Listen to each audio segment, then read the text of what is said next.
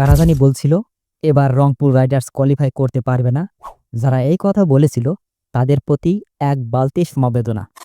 আমি কিন্তু অবশ্যই বলেছিলাম রংপুর যেভাবেই হোক কোয়ালিফাই করবে এবং শেষ পর্যন্ত সেটাই কিন্তু হয়েছে। এবারের বিপিএলে রংপুর ছিল অন্যতম ফেভারিট একটা দল, কিন্তু তাদের পারফরম্যান্স ছিল যথেষ্ট খারাপ।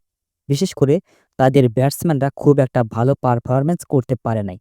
রংপুর রাইডার্স যে কয়েকটা ম্যাচ জিতেছে তার মধ্যে ম্যাক্সিমাম পারফরম্যান্স ছিল বোলারদের। বিশেষ করে মুস্তাফিজুর রহমানের কথা বলতেই হবে। মুস্তাফিজ হচ্ছে ডেথ ওভার স্পেশালিস্ট, বিশেষ করে টি-20 ক্রিকেটে। যদি বলা হয় শুধুমাত্র মুস্তাফিজুর রহমানের কারণে রংপুর রাইডার্স কোয়ালিফাই করতে পেরেছে, তাহলে কোনো ভুল হবে না।